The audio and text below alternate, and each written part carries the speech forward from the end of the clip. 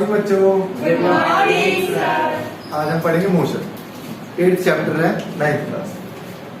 अच्छा, आप मैं एक सवाल पूछता हूँ आपसे कि कब आप बोल दोगे कि एक ऑब्जेक्ट मोशन में है, या कब बोलोगे कि एक ऑब्जेक्ट रेस्ट में? तो मोशन को अगर डिफाइन किया जाए तो चेंज इन पोजीशन, अगर उसकी पोजीशन चेंज हो रही है तो उसको क्या कह दिया जाएगा? वो मोशन में। अब मैं अपनी बात करूं तो क्या मैं अभी मोशन पे हूँ या रेस्ट पे हूँ? कैसे? मैं तो वहीं खड़ा बोल रहा हूँ, तो मतलब लिप्स मोशन में ना। I am talking about the whole body. चलो मैं अपनी बात नहीं करता, मैं बुक की बात कर रहा हूँ जो इस टेबल पे रखी है। तो अगर ये बुक टेबल पे रखी है तो ये बुक रेस्ट पे है मोशन पे? देखो कई बोलोगे हाँ। यहाँ पे सबसे पहली बात जो है वो देखा जाता है रेफरेंस। क्या देखा जाता है? रेफरेंस। अब ये रेफरेंस क्या है? रेफरेंस का मतलब होता है विद रिस्पेक्ट टू। रेफरेंस का क्या मतलब होता है? विद रिस्पेक्ट, कि हम किसके रिस्पेक्ट में उसको देख रहे हैं। अब मान लो मोशन तभी कहलाया जाएगा जब change in position. Change in position का मतलब क्या है? मान लो मैंने व्हाइट बोर्ड को अपना एक फिक्स पोजीशन ले ली। व्हाइट बोर्ड एक फिक्स ऑब्जेक्ट है। अभी ये मार्कर यहाँ था तो इसकी डिस्टेंस मान लो 50 सेंटीमीटर। अब ये मार्कर यहाँ आ गया तो 100 हो गई। इसका मतलब पोजीशन चेंज हो रही है। तो हमने एक फिक्स क्वांटिटी से हमने लिए, तो इसको मैं कह सकता हूँ मोशन है with respect to white board. With respect to white board, ये विद रिस्पेक्ट टू लगाना सबसे ज्यादा जरूरी है। समझे कि अगर ये यहीं रहता तो इसकी पोजीशन चेंज नहीं हो रही, इसका मतलब ये रेस्ट पे है, ये हिल ही नहीं रहा। 1 साल हो गया, 2 साल हो गए, यही है। तो इसकी जो डिस्टेंस थी वही है। अगर डिस्टेंस चेंज नहीं हो रही तो इसका मतलब समझ जाओ वो क्या है? रेस्ट। लेकिन मैंने तुम्हें बताया कि अगर यहाँ पे रेफरेंस का मतलब मैं इसलिए बताना चाहता हूँ, कई बार क्या होगा, गाड़ी चल रही है, ट्रेन चल रही है, ट्रेन में 2 पैसेंजर बैठे हुए हैं। ट्रेन में क्या है? 2 पैसेंजर बैठे हुए। वो पैसेंजर आमने सामने बात कर रहे हैं और वो यहाँ दिल्ली से चले और कलकत्ता पहुंच गए। अब हुआ ये, तो मैंने देखा कि वो कलकत्ता तो पहुंच गए, तो उन दोनों के बीच की क्या डिस्टेंस बढ़ी? नहीं ना। पहले भी वो उसी सीट पे बैठे थे और उतनी ही डिस्टेंस थी, अभी भी उतनी। तो अगर मैं बोलूं ये जो ए था, ये जो ए है, वो विद रिस्पेक्ट टू बी, उसकी पोजीशन चेंज नहीं हुई। लेकिन अगर कोई बंदा बाहर खड़ा हुआ था, जो उसका लड़का हो या कोई भी हो, छोड़ने आया था, तो पहले तो उसकी डिस्टेंस ये थी, लेकिन जब ट्रेन चलने लगी तो वो कलकत्ता पहुंच गया, तो डिस्टेंस चेंज हो। तो विद रिस्पेक्ट टू हिम, अगर मैं उसके रिस्पेक्ट से देखूं तो चेंज हो। तो हम लोग भी मोशन में भी और रेस्ट में भी है। अगर मैं बात करूं मैं रेस्ट पे हूं तो तुम्हारे हिसाब से, अगर मैं बोलूं मोशन में हूं तो वो किसी और प्लेनेट के हिसाब से, क्योंकि ये प्लेनेट तो गोल गोल घूम रहा है। ये जो अर्थ है वो क्या है? रोटेट हो रहा है ना भाई। तो पोजीशन तो चेंज हो ही रही है, पोजीशन चेंज हो रही है हमारी, लेकिन किसके हिसाब से? किसी और प्लेनेट के हिसाब से चेंज। समझ में आया कि रेस्ट का मतलब क्या है, मोशन का मतलब क्या है? तो सबसे पहली चीज क्या है? एक रेफरेंस पॉइंट होना चाहिए। जब भी आप कभी डिस्टेंस नापते हो तो 0 लेते हो ना, फिर नापना शुरू करते हो। कोई एक इनिशियल पोजीशन फिक्स करते हो ना, कपड़े को नाप रहे हो तो कहीं स्टार्टिंग पॉइंट होता होगा पक्का। वही मैं समझाना चाहता हूँ कि स्टार्टिंग पॉइंट मतलब वो रेफरेंस है, उसको हम लोग रेफरेंस मानते हैं। तो अब पता लग गया कि रेस्ट क्या होता है, मोशन। अब ये मोशन के टाइप है बहुत सारे। तो पहला है यूनिफॉर्म मोशन। अब यूनिफॉर्म मोशन का मतलब क्या है कि मैंने चलना स्टार्ट किया और मैं 1 सेकंड में 5 मीटर आगे बढ़ा, फिर अगले 1 सेकंड में नेक्स्ट 1 सेकंड, फिर मैं 5 मीटर आगे बढ़ा, फिर अगले 1 सेकंड में फिर मैं 5 मीटर आगे बढ़ा। तो हर बार मैं 5 मीटर आगे बढ़ रहा। तो that is called uniform. Uniform मतलब जो गैप मुझे दिख रहा है यहाँ पे, वो बिल्कुल फिक्स है यार, वो बिल्कुल फिक्स है। तो that is called uniform. Uniform मतलब एक जैसा। जैसे स्कूल यूनिफॉर्म होती है तो उसमें एक जैसे होते हैं ना सारे, ठीक है। अब उसके बाद है नॉन यूनिफॉर्म। नॉन यूनिफॉर्म में क्या तुम्हें दिखेगा? नॉन यूनिफॉर्म में दिखेगा तुम्हें एक वर्ड आएगा एक्सीलरेशन। और एक्सीलरेशन का मतलब होता है चेंज इन वेलोसिटी कह लो या विदेशी भाषा में समझाओ तो स्पीड कह लो, चेंज इन स्पीड कह लो बस आप। तो पहले सेकंड में तो 5 मीटर चला, अगले सेकंड उसने क्या करा, एक्सीलरेट कर दिया। एक्सीलरेशन मतलब देखा ना, वो एक्सीलरेटर होता है जो बाइक में एक्सीलरेटर होता है। तो एक्सीलरेटर जब बढ़ा दिया, तो जब मैं एक्सीलरेटर बढ़ा दूंगा तो देखा अगले ही सेकंड वो 15 मीटर गया, और फिर मैंने अगले सेकंड और बढ़ा दिया उसको, तो अगले सेकंड वो 30 हो गया।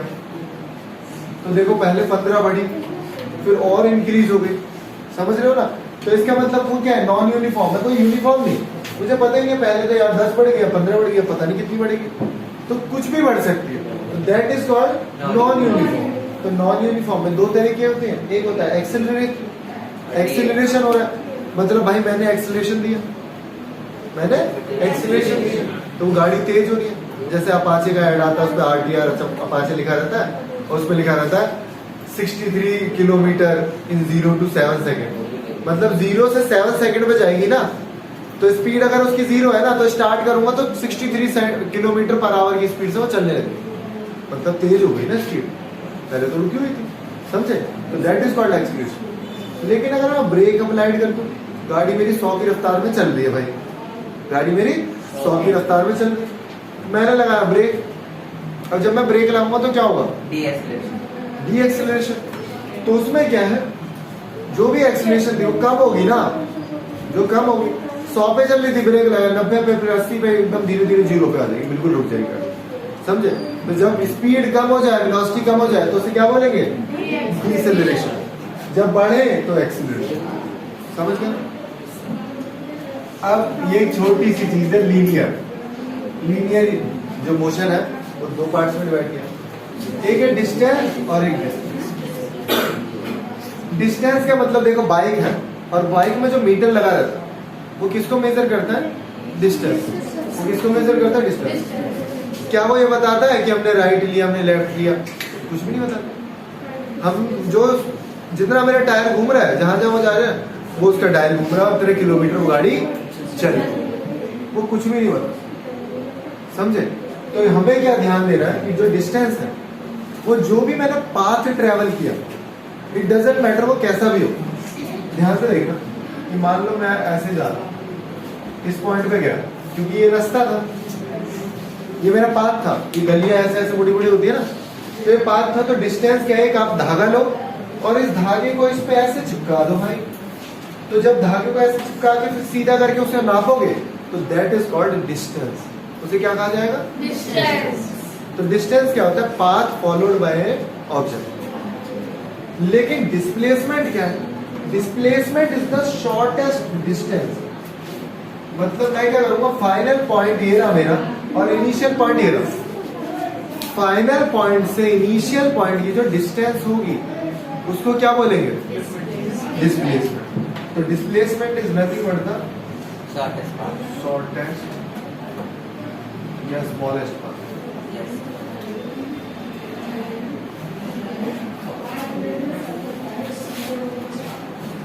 ठीक है, स्मॉलेस्ट कह लो या शॉर्टेस्ट पाथ बिटवीन 2 पॉइंट्स।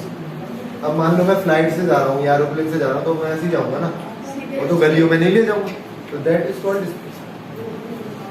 ठीक है, अब ध्यान से देखना, यहाँ डिस्प्लेसमेंट कैसे नापते हैं, final point minus initial point, final point minus initial point. अब मैं यहाँ से चला और मैं सर्कुलर ट्रैक पे गोल घूम के यहीं आ गया, तो डिस्टेंस कितना कवर किया मैंने, डिस्टेंस 2 पाई आर, क्योंकि यहाँ से यहाँ तक का पेरीमीटर कितना होता है, 2 पाई आर। तो डिस्टेंस तो हो गया मेरा 2 पाई आर, डिस्टेंस हो गया मेरा 2 पाई आर। लेकिन अगर मैं बात करूं डिस्प्लेसमेंट, तो शॉर्टेस्ट पाथ मतलब फाइनल पॉइंट भी यही और इनिशियल भी यही, फाइनल भी यही और इनिशियल भी यही, तो कितना हो जाएगा, 0। अब ध्यान से देखना, अगर मैं बात करूं सेमी सर्कल, मतलब मैं यहां से चला और यहां पे आ गया, ये एक सेमी सर्कल है, तो पूरे का 2 पाई आर होता है। तो डिस्टेंस कितना हो जाएगा, पाई आर। डिस्टेंस कितना हो जाएगा, पाई आर। और अगर मैं डिस्प्लेसमेंट की बात करूं तो शॉर्टेस्ट डिस्टेंस मतलब डायमीटर। शॉर्टेस्ट कितना हो जाएगा? क्योंकि देखो ना, यहां से यहां तक की दूरी सीधी लाइन देखो, और सेमी सर्कल के बीच में से जो लाइन जाएगी वो क्या होगा? डायमीटर। सिंपल, ठीक है। तो समझे डिस्टेंस और डिस्प्लेसमेंट में क्या फर्क? बहुत छोटा फर्क। उसके बाद सर्कुलर मोशन। सर्कुलर मोशन क्या है? कोई भी सर्कुलर पाथ में ऑब्जेक्ट उड़ रहा है, चल रहा है, तो दैट इज कॉल्ड सर्कुलर। ये ना सर्कुलर मोशन, कुछ भी नहीं। ऑसिलेटरी मोशन, टू और फ्रो, टू और फ्रो। अब जो झूला झूलते हैं तो वो, या फिर पॉइंट पेंडुलम है, घड़ी का पेंडुलम ऐसे ऐसे होता रहता है ना, तो दैट इज कॉल्ड ऑसिलेशन। उसको कहते हैं ऑसिलेशन, ठीक। ऑसिलेशन क्या है? ये ऐसे ऐसे घूमता है, तो दैट इज कॉल्ड ऑसिलेशन। अभी देखो इस चैप्टर में तुम्हें जो पढ़ना है ये तो बेसिक टर्मिनोलॉजी है, मतलब ये तुम्हें थोड़ा बहुत पता होगा। अभी मैं कराऊंगा फॉर्मूलों का इंट्रोडक्शन, क्या क्या फॉर्मूले हैं, उन पे आएंगे न्यूमेरिकल, वही हमें सबसे ज्यादा जरूरी है पढ़ने। तुम्हें लगेगा कि मैथ्स पढ़ रहे हैं क्योंकि वो न्यूमेरिकल्स थोड़े से टफ, और फॉर्मूला कौन सा कब कहाँ यूज करना है ये भी बड़ा टिपिकल चीज है, ये भी समझ में नहीं आता है कौन सा फॉर्मूला कहाँ यूज हो। तो यही सारी चीजें बेसिक से सीखनी है। कुछ ट्रिक्स बताऊंगा, वो तुम्हें ऑप्ट करनी है कि हाँ अच्छा टाइम नहीं दे रखा तो ये करना है वो करना है, ठीक है। अच्छा, अब मैं तुम्हें एक बढ़िया चीज बताता हूँ, that is called physical quantity. अब हुआ ये कि जब मुझे पता लगा कि जब चीजों का लेन देन करना है, कुछ भी करना है, या मुझे कोई सामान बेचना है, तो अगर मेरे पास कुछ क्वांटिटी होगी नापने के लिए तो ज्यादा सही रहेगा। क्योंकि जब करेंसी चल गई ना, पहले तो ये होता था कि मान लो तुम मुझे 1 किलो चावल दे दो, मैं तुम्हें 1 किलो दाल दे दूंगा, ऐसे ही चलता था। करेंसी वगैरह होती ही नहीं थी, पैसे वगैरह थे नहीं। लेकिन जब पैसे चल गए तो अब कैसे पता लगेगा कि भाई कितने में कितना देना है? तो पहले तो कई बार क्या करते थे, एक पैकेट सा बना लिया, अब उसमें कितने भी चावल है डजंट मैटर, उस पैकेट को पूरा भर देना, या कोई कंटेनर बना लिया उसे पूरा भर देना, उतना दे दो 1 किलो, मतलब जो भी है, मतलब 1 किलोग्राम मीटर ये सब नहीं थे। लेकिन फिर साइंटिस्ट ने मिलकर बैठक करी और उन्होंने बोला कि क्वांटिटीज बनाते हैं यार, और वही जो पूरे वर्ल्ड में बने। तो तुम्हें अभी मैं ये नहीं बताऊंगा कि ये बनाई कैसे गई, बस ये बताऊंगा कि ये है ये। वो जो बनाई कैसे गई ना, वो तुम आगे बढ़ोगे कि मैं कब बोलूंगा कि 1 मीटर हो, मतलब जो 1 मीटर क्वांटिटी है ना, समझ रहे हैं? किसी ने तो बोला होगा कि हाँ ये 1 मीटर, तो सिर्फ क्या सोच के बोल दिया कि हाँ इतना ही 1 मीटर है, ठीक है।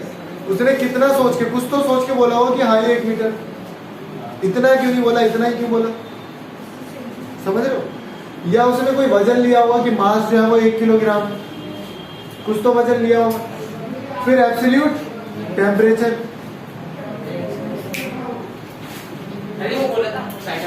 बाहर निकल, ठीक है। लेंथ क्या है? मीटर, तो 1 मीटर है, उसको मीटर को कैसे बनाया गया? अभी तुम्हारा ब्रेन इतना डेवलप नहीं हुआ कि मैं तुम्हें बताऊं कि 1 मीटर में क्या है, ठीक है। या फिर मैं तुम्हें बताऊं कि मास कैसे बताए।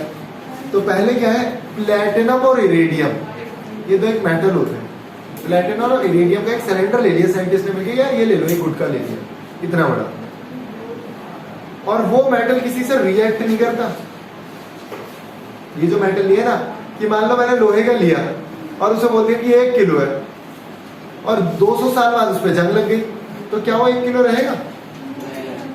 जंग लग के गिर गई, जंग हल्का हो गया, और मैं उसे बोल रहा हूँ 1 किलो है, क्योंकि मुझे तो पता ही नहीं है ना 1 किलो क्या कितना होता है, मैं तो उसी के हिसाब से नापूंगा। समझ पा रहे हो? तो ध्यान से सुनना, जो प्लेटिनम और इरेडियम का सिलेंडर बनाया साइंटिस्ट ने, उसको पता है कहाँ रखा गया? उसको इतना संभाल के रखा है, इतना संभाल के रखा हुआ है ना कि आप सोच भी नहीं सकते। कि ऐसे 5 सिलेंडर बना दिए, सबको एक कमरे में रखा गया, कांच के बॉक्स में, और उस कांच के बॉक्स में टेम्परेचर और प्रेशर कभी जिंदगी में चेंज नहीं हो सकता। 20 डिग्री है ना, तो 20 ही रहेगा। ऐसा कमरा बनाया उन्होंने, क्यों? क्योंकि इस पे जंग भी ना लगे, वो खराब भी ना हो, और उसका वजन वही रहे जितना है। क्योंकि अगर मान लो सारे मांस के जो तोलने वाले 1 किलो के बाटे सब खत्म हो गए, फिर मुझे कैसे पता चलेगा यार 1 किलो कितना लिया था मैंने? अब वो तो है ही नहीं ना। मान लो 1 किलो के सारे वाट दुनिया में खत्म हो गए, अब मुझे पता ही नहीं 1 किलो कितना लिया था मैंने, तो कैसे पता लगेगा?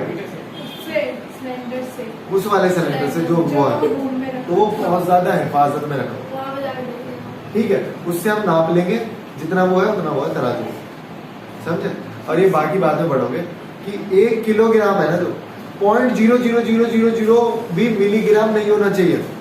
वो 1 किलो का मतलब 1 किलो ही है एग्जैक्ट। बहुत मतलब बहुत थोड़ा भी एक्स्ट्रा नहीं है उसमें। जैसे सब्जी वाला क्या करता है, तो थोड़ी सुई इधर हो गई, चल ले जाएगा, बिल्कुल सेंटर में एकदम सटीक, ऐसा होता है 1 किलो। वैसे ही टाइम के लिए सेकंड को डिनोट कर दिया कि टाइम जो है वो सेकंड में नापा जाता है। टेम्परेचर की 4-5 यूनिट है, लेकिन जो स्टैंडर्ड जो बेसिक यूनिट है वो केल्विन है। हम लोग टेम्परेचर को किसमें नापते हैं? Degree Celsius. जो थर्मामीटर बनाया वो किसमें? फ़ारेनहाइट में। लेकिन जो एब्सोल्यूट टेम्परेचर मेजर किया जाता है वो केल्विन में किया जाता है। और तुम्हें बता ही देता हूं मैं कि 0 डिग्री सेल्सियस जो है वो 273 केल्विन के बराबर होता है। और अगर मैं बोलूं 5 डिग्री, तो 5 जोड़ दो भाई, इसमें 5 जोड़ दो, 278 होता है। मैं बोलूं रूम टेम्परेचर कितना होता है? लगभग 25 या 27 जो भी होता है, तो कितना हो गया? 27 जोड़ दो, 300। जितना इसमें जुड़ेगा वो, समझ रहे हो ना? और कम करना है तो माइनस कर दो। मैं बोलूं -20 डिग्री सेल्सियस, तो हो जाएगा 53। तो कम से कम टेम्परेचर कितना जा सकता है? 0 केल्विन, जो अभी तक नहीं पहुंचा। अभी तक शायद पहुंच भी गया हो, लेकिन कुछ टाइम पहले तक नहीं पहुंचा था कि 0 केल्विन कोई नहीं पहुंचा सकता। सर 273 से ही माइनस और प्लस होता है। हाँ, यही है बेसिक। ये चैप्टर 1 में था सारी चीजें, अब वो पढ़ा नहीं है, फिर कोई कह रहा हटवा दिया चैप्टर, छोड़ो। तो चैप्टर 1 में है कि टेम्परेचर को किसमें मेजर करें, समझे? केल्विन। उसके बाद हमको अमाउंट ऑफ सब्सटेंस जो अभी पढ़ेंगे हम लोग, मोल, जिसमें क्या है सामान को गिना जाता है। जैसे अमाउंट ऑफ सब्सटेंस, जैसे मैं बोलता हूँ 100 लोग हो जाए तो उसे बोलते ना 1 क्विंटल हो गया, ऐसे ही बोलते हैं ना कि 100 जने हो जाएंगे तो वो कितने? 12 जने हो जाए तो डजन कह दो, 1 दर्जन, ठीक है। 1000 हो जाए तो टन कह दो उसे, केजी में टन, ऐसे ही होता है। वैसे ही उन्होंने बोल दिया कि अगर बहुत सारी क्वांटिटी होती है, जो लाखों करोड़ों से भी ज्यादा क्वांटिटी हो जाती है, तो उनको मोल्स में नापा जाता है। एक नई यूनिट बनाई गई, क्योंकि जो नंबर ऑफ एटम थे ना, वो भाई 1000-2000 ऐसे नहीं थे, वो तो लाखों करोड़ों से भी ऊपर, जो गिना नहीं जा सकता। तो उसको बनाया गया। तो मैं बता देता हूँ, जो मोल की क्वांटिटी है 1 मोल बराबर, जो 1 मोल होता है मेरा, वो होता है 6.023। 1 मोल किसके बराबर होता है? 6.022 into 10⁻23। मतलब कितने जीरो लगाने हैं 10 के आगे? 23 जीरो। अब लग जाओ, थक जाओ, लगाते लगाते 23 जीरो लगाने हैं, तो मैं भी हो जाएगा जब ये टॉपिक पढ़ाऊंगा। अभी टॉपिक हुआ नहीं ना, ये चैप्टर 3 और चैप्टर 4 में, तो मैं इतने क्वेश्चन करा दूंगा कि याद हो जाएंगी सारी वैल्यूज। उसके बाद इलेक्ट्रिक करंट, शायद तुमने सुना हो कि उनको एम्पेयर में नापा जाता है। उसके बाद ल्यूमिनस इंटेंसिटी। अब ये ल्यूमिनस इंटेंसिटी क्या होती है? इसको बोलते हैं लाइट जो है ना, light, that is called lumen. अभी तो तुम देखते होगे कि जो बड़ा बल्ब दिख रहा है वही तेज जलता है, जो छोटा है वो धीरे जलता है, ऐसा नहीं होता। इतने छोटे बल्ब भी आते हैं लेकिन इतनी तेज जलते हैं ना, देख नहीं पाओगे उसे। उसके ल्यूमेंस बहुत ज्यादा है। उसको जैसे वजन नापते हैं ना किलोग्राम में, वैसे ही उसको लाइट को नापा जाता है। ये जो लाइट दिख रही है ल्यूमेंस में, जैसे मैं ट्यूबलाइट खरीदने जाता हूँ तो मैं देख लेता हूँ कितने ल्यूमेन है, उसमें छोटा सा बिल्कुल डब्बे पे लिखा रहेगा 50 ल्यूमेन, 100 ल्यूमेन, ऐसे ल्यूमेन में नापा जाता है। तो उसकी जो यूनिट है वो कैंडला और सीडी से डिनोट करते हैं। मतलब अभी ये चीजें नहीं पढ़नी, बस ये दोनों, ये आगे जाके पढ़ेंगे। ये सारी चीजें पता होनी चाहिए। मोल तक तुम्हें पता होना चाहिए कि ये फिजिकल क्वांटिटी। अब इन्हीं क्वांटिटीज से मिला मिलू के हम लोग नई क्वांटिटी बनाएंगे। जैसे जैसे मुझे बनाना है स्पीड, अब ये स्पीड नहीं है, इसमें तो नहीं है कहीं भी, तो मुझे पता है जो स्पीड होती है वो डिस्टेंस अपॉन टाइम है। तो डिस्टेंस को किस में नापते हैं भाई? मीटर में। टाइम को किस में नापते हैं? जब ये सेकंड ऊपर जाता है, या तो इसे ऐसे लिख लो, मीटर पर सेकंड लिखा, पर का मतलब 1, तो मीटर पर सेकंड हो गया। या फिर भाई से आप जब सेकंड को ऊपर लेके जाओगे तो -1 लिख दो, जो कि तुमने बचपन में मैथ में पढ़ा होगा।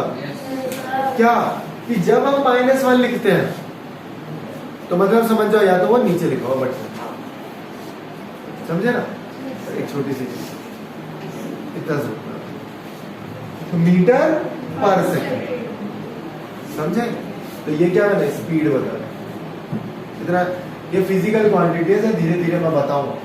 अब देखो फिजिक्स जो है ना deals with the nature, nature के साथ डील करना, और वहां पे पहुंच जाएगा वो दूसरी दुनिया में। जब ये चीज बना रहे होंगे ये लोग, ये जो 1 किलो, सबसे पहले तो किसी ने 1 किलो बोला होगा, उसने क्या सोच के बोला कि हाँ इसी को 1 किलो बोलना है? कुछ तो ले लिया होगा ना उसने कि हाँ भाई सारे हाथ से 1 किलो बोलेंगे। यही है, कुछ हमने सेट करा होगा, कुछ दिमाग लगाया होगा बहुत सारे लोगों ने। तो अब ये सोचा करो कि सबसे पहले अगर ये चीज बनाई होगी किसी ने, तो क्या सोच के बनाई होगी, कितना दिमाग लगाया होगा उसने, कितना दिमाग लगाया होगा कि ये एक ऐसी चीज हो, समझ रहे हो ना? एक डिस्प्ले बनाई उसने, एक टीवी बनाया, तो उसने कैसे बना दिया वो टीवी, मतलब उसमें फोटो दिख रही है, पिक्चर सारी, क्या सोचा होगा? तो अभी तो खैर तुम इतने बड़े हो ही नहीं पाए जो सोच पाओ ये सब चीजें, लेकिन थोड़े बड़े हो जाओगे ना, जब सोच पाओगे कि कैसे दिमाग लगाया होगा, और तुम भी रिलेट कर पाओगे, समझे? अब कुछ जो बेसिक चीजें हैं ना जो तुम्हें ध्यान रखनी है, ध्यान से देखना। मान लो या तो अगर आपकी जो स्पीड की यूनिट है वो तो होगी किलोमीटर पर आवर में, या फिर होगी मीटर पर सेकंड।